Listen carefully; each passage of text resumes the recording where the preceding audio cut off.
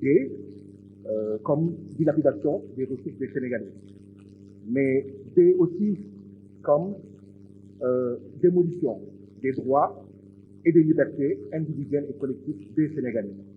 Mais D comme dette, vous nous avez endettés comme pas possible, 1826,5 milliards à payer par le Sénégal en 2024, c'est-à-dire 150 milliards par mois, c'est-à-dire 5 milliards par jour, c'est-à-dire que chaque fois que le Sénégal aura 100 francs, il devra payer 26 francs CFA.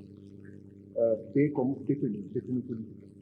Tous ceux qui sont contre la politique du président Macky Sall sont des détenus politiques ou menacés de l'être, comme l'est aujourd'hui le chef de l'opposition, maire de Ziguinchor, candidat à l'élection présidentielle prochaine et futur 5e président de la République du Sénégal. D comme déforestation, destruction de l'environnement, comme cela se passe actuellement à Kayar, où 20 à 37 hectares de la bande de Silao sont en train d'être détruits, des milliers de Silao, au moment où on parle de budget vert, mais également des budgets orientés vers la lutte contre la déforestation. D comme dictateur comme l'est aujourd'hui le président Macky Sall. Mais D de l'espoir. D de l'espoir parce que ce budget-ci, c'est le dernier budget néocolonial. C'est le dernier budget parasitaire, Inch'Allah, parce qu'en 2024, nous allons tourner cette page. D comme déraciner le système néocolonial. D comme déconstruction, ce que nous allons faire. Monsieur le ministre des Finances, je vous souhaite une longue vie, avec beaucoup de santé, pour voir de vous-même, de vivre à quoi ressemble un pays avec un budget souverain, avec une monnaie souveraine, à quoi ressemble un pays où le président de la République, mais également tous les ministres, se battent pour la souveraineté nationale, mais également contre en fait les détournements de deniers publics en théorie comme en pratique. Sonko, 5e président, Bassirou Diomaye Faye des millions de parents, focus, Sonko, 5e président. La parole est à notre collègue.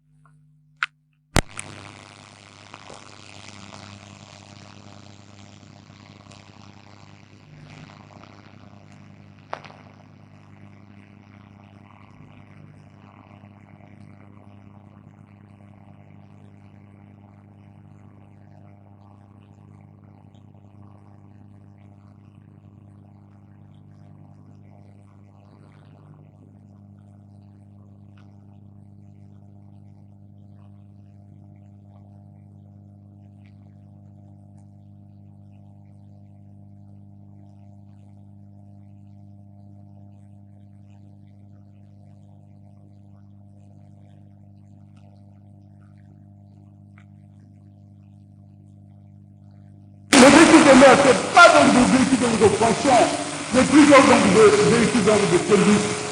Ça, c'est une obligation pour les véhicules. Les véhicules de service, ce n'est pas des véhicules de fonction. Je le ministre, le président de la République avait donc annoncé tout simplement l'augmentation des indemnités des maires. Il dit tout comment de le faire entre vous maintenant et nous.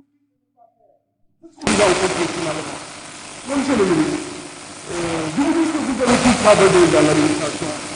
Vous êtes un éminent fonctionnaire, ainsi que vos agents qui sont là.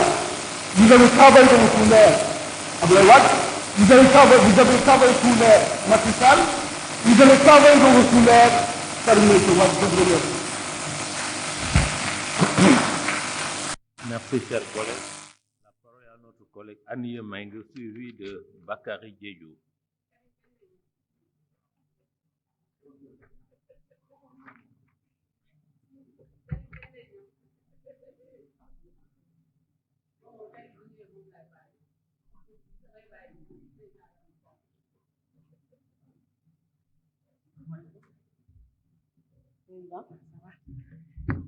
jërëjëf monsieur le président monsieur le ministre nuyu naa la nuyu sa collaborateurs yi nga àndal yépp bàyyiwuma kenn monsieur le ministre dañuy jaajëfal le président Macky Sall depuis mu ñëw ci réew mi budget yi bokkul ni ñi lebee sax bokkul gars yi 15% lan daa lebee ñun ñuy lebee 6% wala 7% niñ koy séddalee bokkul fañ ko jëmale bokkul gis nga politique laa fi gis président Macky Sall moo ñëw fekk ngeen di def 84 villages ci courant